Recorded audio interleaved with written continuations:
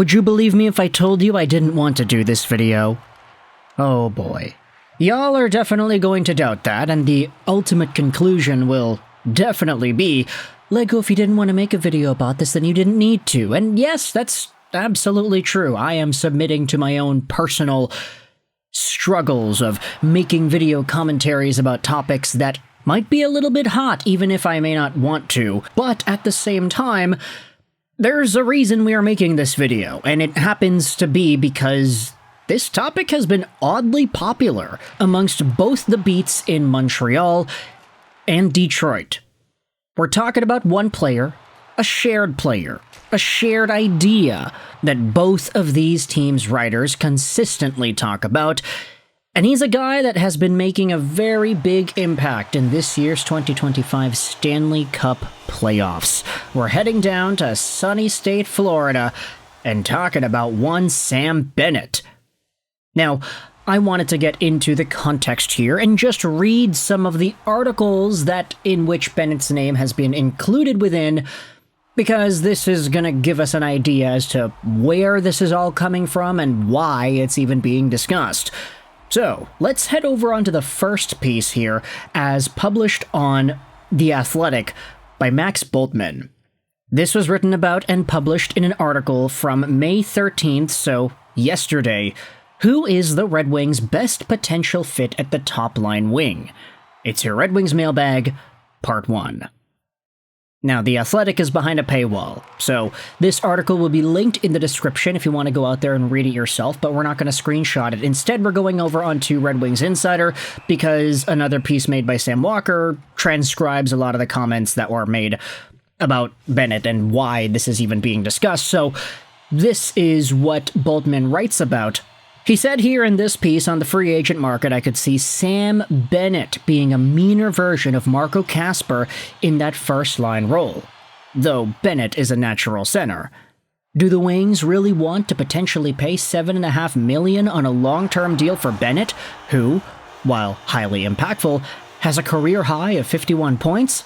That's a deal Detroit would have to be sure about. This article then says that Bultman does believe the Wings are in need of more size if they plan to be contenders once again, and they're also in need of more goal scorers, which Bennett can do.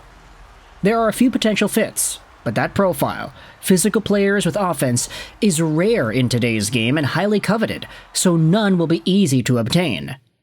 Those would be the slam dunk stylistic fits in my view, but again, most teams are looking for that type of player, not to trade them away. It's why smaller wingers tend to fall in the draft, while players with good size, smarts, and competitive traits tend to go early. They're hard to find elsewhere. Now, putting aside the fact that this is not necessarily new info, it just kind of goes to show where Bultman is projecting the Red Wings' internal perception as to where they should be when thinking about the kinds of players they want to acquire. And whether or not Sam Bennett fully fits that to the extent that Bultman's writing about here remains to be seen. You can feel free to disagree with that if you don't think that's the case. But that dollar amount, $7.5 million a year, that's a pretty big, beefy amount, not gonna lie. And ultimately, if you wanted to think about it, I think if you have Marco Kasper moved down to line 2. You have Bennett shifting from the center position to wing on the first line with Raymond and Larkin. If you can get the same level of offensive productivity that you had out of Kasper, just with more of a bite and aggressive nature, like what you're getting out of Sam Bennett, then I do see tremendous value in being able to add this kind of a guy to the Detroit Red Wings. He would become a fan favorite. Remember David Perron?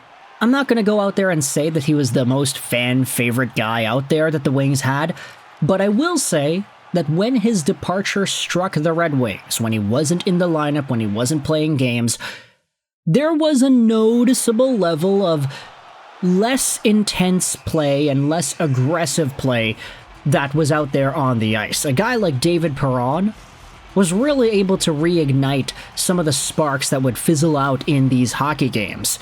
And For Sam Bennett, you could definitely say that quality can exist here, and it can be in a spot where it enriches the Red Wings' quality of play, maybe even to the same extent that David Perron was capable of doing.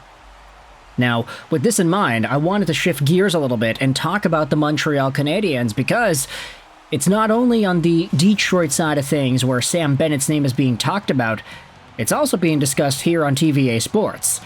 Yesterday, Nick Kluche had this post: how Kent Hughes can attract Sam Bennett. Oh boy, so we are really diving into it, double dipping here.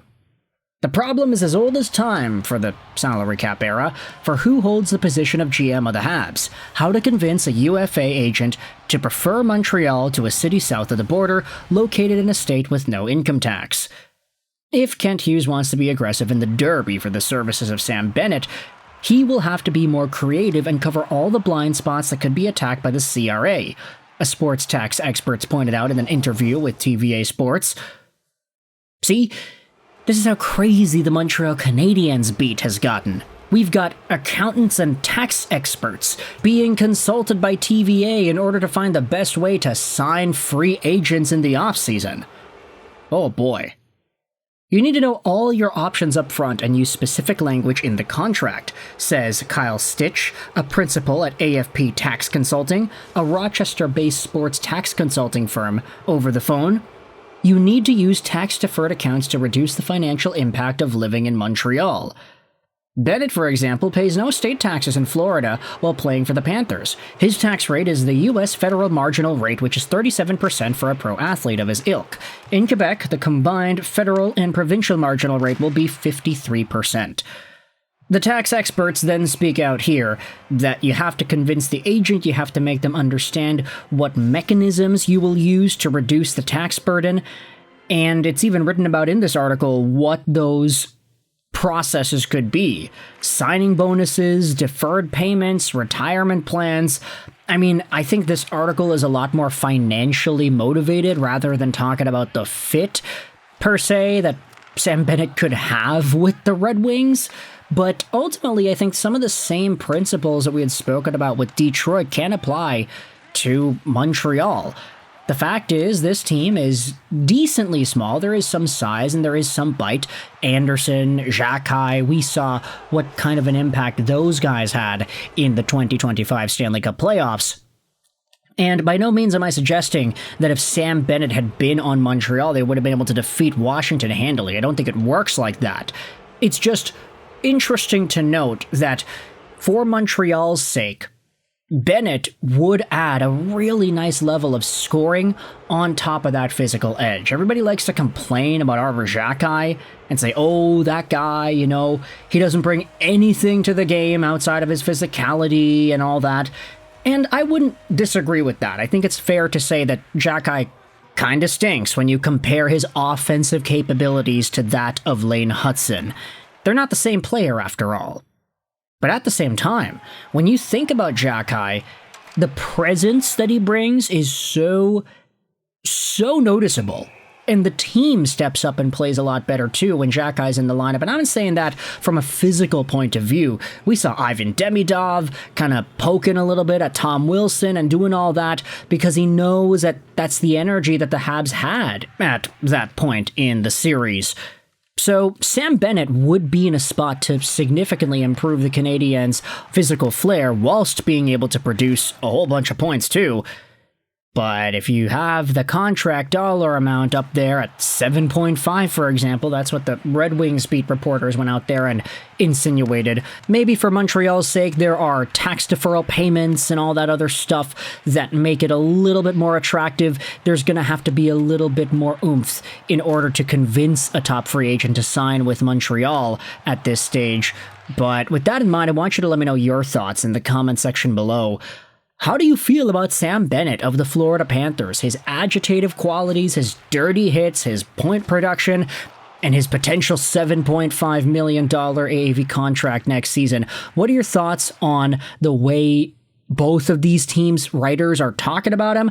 And do you think he would be a meaningful addition to either the Red Wings or the Habs? Let me know your thoughts in the comment section below. I hope you enjoyed this video. and bye.